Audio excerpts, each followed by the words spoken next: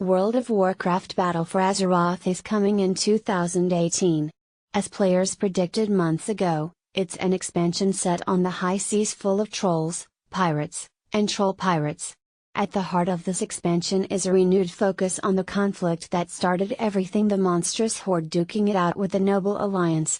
During BlizzCon 2017, Game Director Ryan Hezzy-Costas and Creative Director Alex Afresabi took to the stage to talk about everything we can expect from this nautical adventure. The expansion will offer 2 new continents and a level cap of 120, several new races to unlock, 10 new dungeons, and exciting new activities like the real-time strategy-inspired Warfronts, where 20 players will siege fortresses in a Warcraft 3-style campaign complete with base building, researching, and more.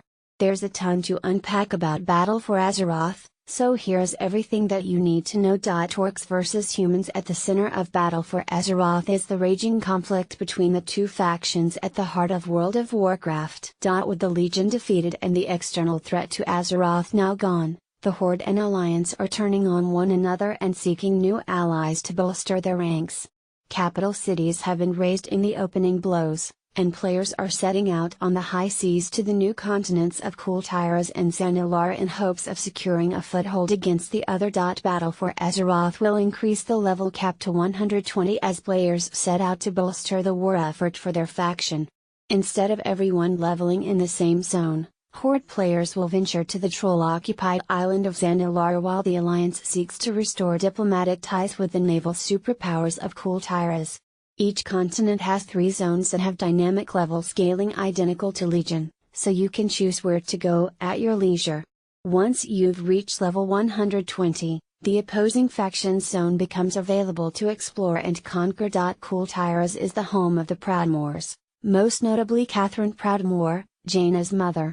Here, the Alliance players will need to involve themselves in the squabblings of the various great houses that each rule a zone and help settle their disputes in order to win their allegiance in the coming war. Tyregarda Sound is the main hub, populated by hardy monster hunters and vicious pirates. Trustver is a forested mountain region to the south battling a terrible curse that is consuming its citizens. To the north of Tyregarda is Stormsong Valley, a lush, Greenland ruled by House Stormsong and a group of sea priests who build boats for the Kul Tiran Navy.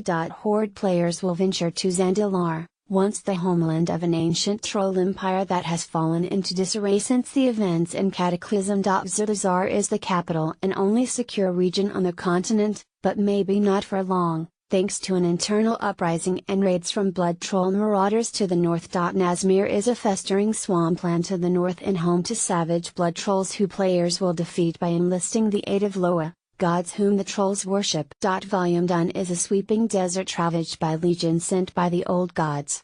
Inhabited by the criminal exiles of the Zandalari tribes, players will befriend a race of cute fox people to fight back against the slithering Sethrak. With Legion, character arcs like Illidan's redemption became a central pillar of the main story.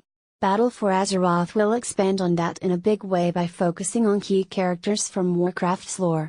Players will see the next chapter in the story of heroes like Andu and Ren, Sylvanas, Jaina Proudmoore, Thrall, and everyone's favorite troll, Volume''Gen. Like previous expansions, Battle for Azeroth introduces some new races to play as. Well, they're actually variations of already playable races.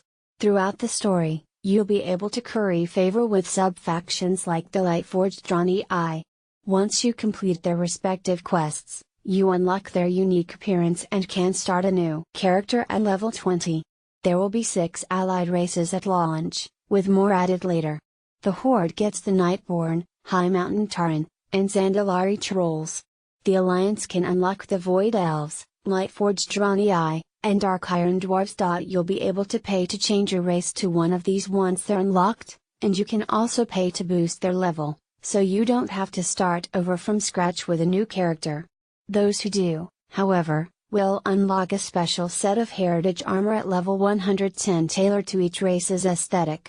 This armor will be amazing for fashion-minded players and isn't restricted to any armor type, so Dark Iron Dwarf priests can still be decked out in the race's heritage plate armor. Here's a gallery of each heritage armor set. One of the most contentious features in Legion was artifact weapons, which players leveled up and customized throughout the entirety of the expansion's story.